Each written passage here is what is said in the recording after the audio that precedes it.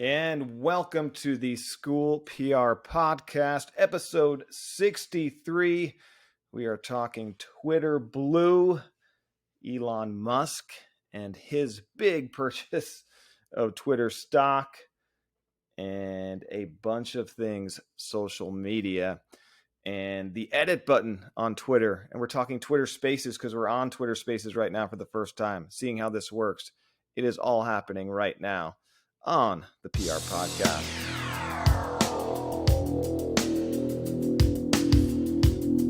Advocating for public education, sharing our stories, and celebrating our schools, students, teachers, and staff. From crisis communications to media relations, social media, and everything in between, we're here to give you the best strategies, tools, and techniques to help educators help our kids. Welcome to the School PR Podcast, brought to you by Nichols Strategies. And now, here's your host, Ryan Ferran. All right, welcome to episode 63. We are almost at 10,000 downloads of the School PR Podcast. That is pretty cool. Imagine if you invested in the School PR Podcast from the beginning. Direct target audience in school PR education, 10,000 listens. Not bad. Speaking of investing, Elon Musk investing in Twitter. Full disclosure, I have some Twitter stock. I wish I had more. Episode 62, we talked about Twitter Blue, and I was going to get a subscription, test it out, see what the deal is, and I did that. And is it worth the $2.99 a month? $2.99 a month. And so I've been using it for the School PR Podcast Twitter at School PR Podcast. And so the quick answer is no, with an exception and a caveat. So they kind of market it as undo tweet, and we thought maybe that's an edit button for the first time that Twitter would actually do what all of its many users have been asking for a long time, and give us the edit option like pretty much every other social media platform does. Make a mistake, you want to add something later, correction, what have you, you can go hit edit, but no.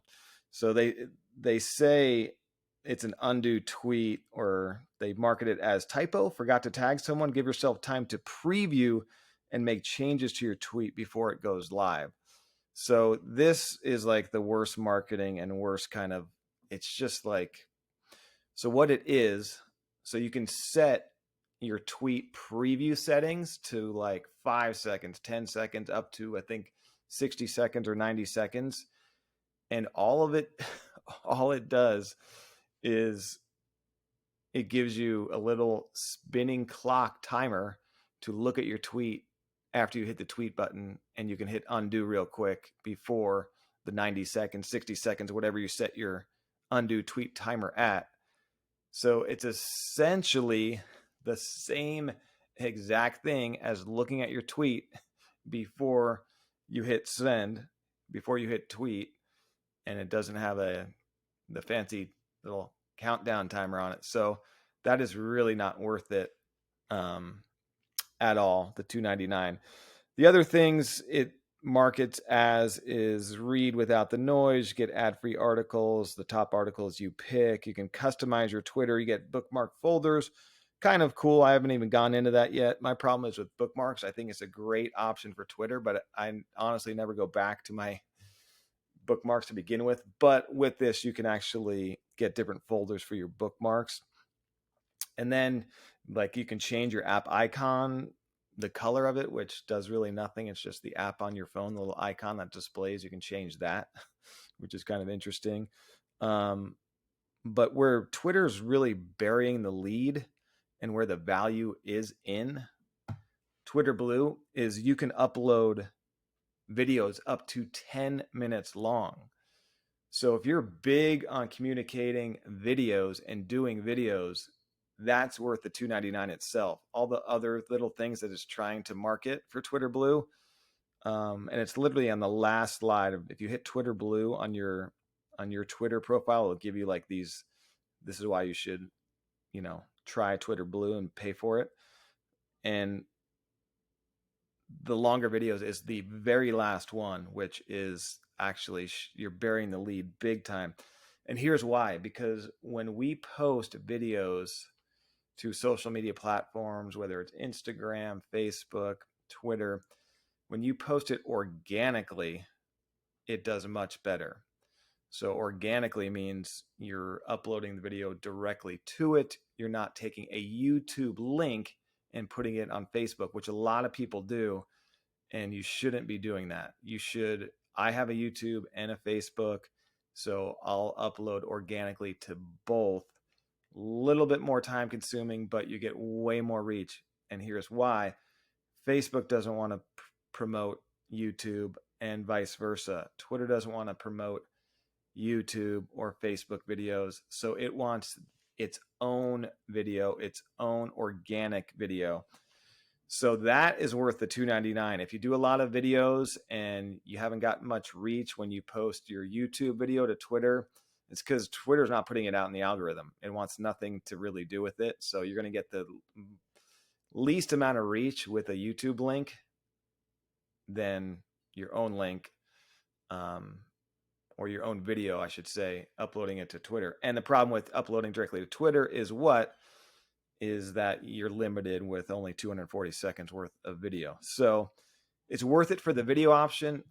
All the other options, not worth it, but it's only $2.99 a month. So you don't get any more followers from it. You don't get a blue check mark, which I think Elon Musk talked about. So kind of interesting that the Twitter Blue experiment. So I don't think it's really worth it, but if you're into videos, it's definitely worth it. It's only $2.99 a month. And if you got a really important video for recruiting, marketing, enrollment, whatever, easily worth $2.99 a month to get a 5-minute, 6-minute, up to 10-minute video out there. So that's my take on Twitter Blue. Worth it if you're into the videos. Anything else, it's not worth the $2.99. Go buy yourself 4 ounces of coffee at Starbucks. Now, Elon Musk making some news. Again, I am a shareholder in Twitter. I wish I had many more shares, so it's not really doing me much, but Musk has spent almost $3 billion on Twitter shares. Last week, he bought a huge purchase. I think about what was it? He now owns about 9% of Twitter. And then this week, he put in an offer to buy Twitter at, I think, $50-something a share, and it's now at like mid 40s. Twitter's not having that, but it did great for the Twitter stock when he bought the big purchase last week. It went up like 25% in one day. So that was huge. One of the reasons I invested in Twitter, because when I was a news reporter years ago, we got introduced to Twitter, and then we started using it to research stories, connect with the community. And then all of a sudden, local news started putting up, instead, you always used to be your name and then your email address. And then it went from your name to your Twitter handle, so the community could connect with you on Twitter. So pretty much all the news reporters in the country were now using Twitter handles instead of email addresses.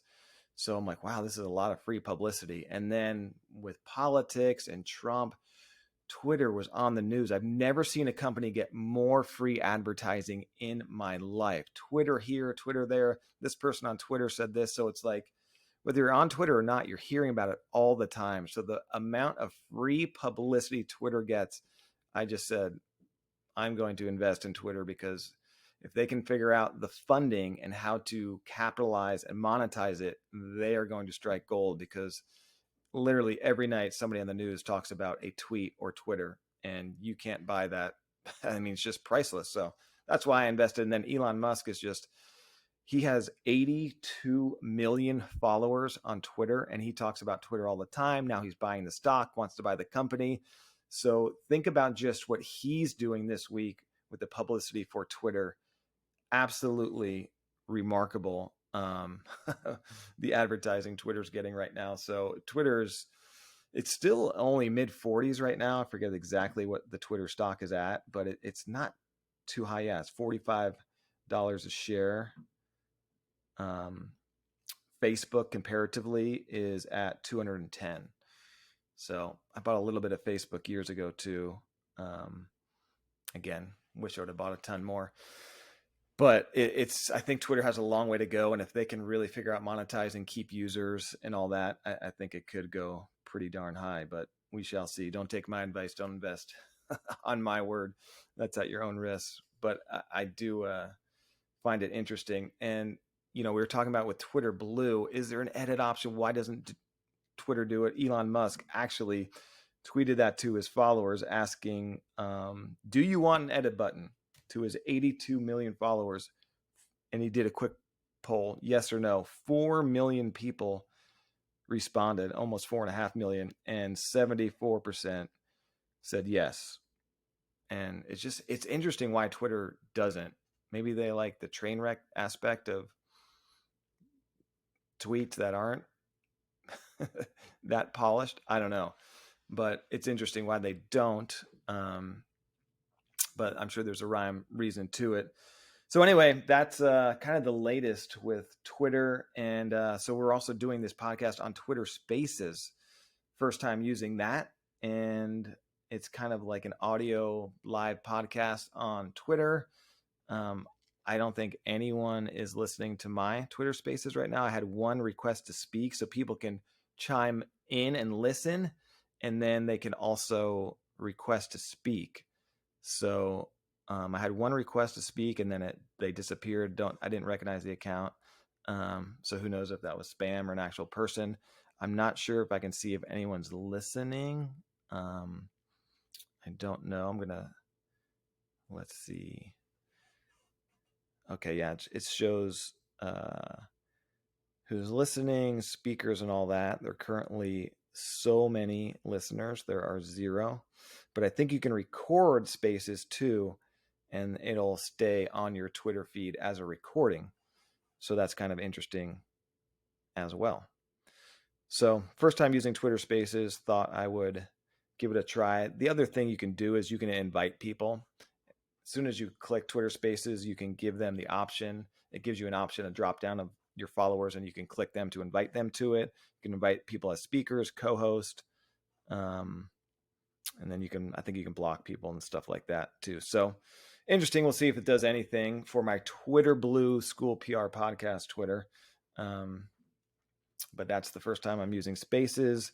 Probably takes a while to get a following. We don't have a ton of. I probably should have done it on my personal Twitter. I have a lot of followers there, as opposed to the School PR podcast one. Anyway, so it's interesting. We'll maybe follow up with Twitter Spaces as well. If you want to connect with us on our private Facebook group, you can check the show notes or go to Facebook, search groups and School PR Podcast. Follow us on Twitter, School PR Podcast. Also, if you're looking for some PR help in your school district, your field, check out nickelstrategies.com. Stephen and the crew have a team all over the country of PR experts. So whether you are a team of 1 or 2 and want some help with a project, or you're a superintendent, assistant superintendent, you got a big communications project that you need to work on, or you're in the middle of a crisis and you need help immediately, I would check out nickelstrategies.com. They really know their stuff and can help you strategize, and they'll give you a free consultation just to talk you through what the consulting looks like and all that. Great group of people. They're some of the best in the biz for sure. So check them out. They're also at nickelstrat on Twitter. All right, folks, that is episode 63 in the books. We have almost 10,000 downloads. So appreciate all the listeners. It is a good Friday as we are recording. Your taxes are due on Monday. If you're listening after April 19th on Monday, well, file that extension quickly and get your taxes done. And I hope everyone has a great weekend, and we will chat soon. Thanks so much for listening to the School PR Podcast.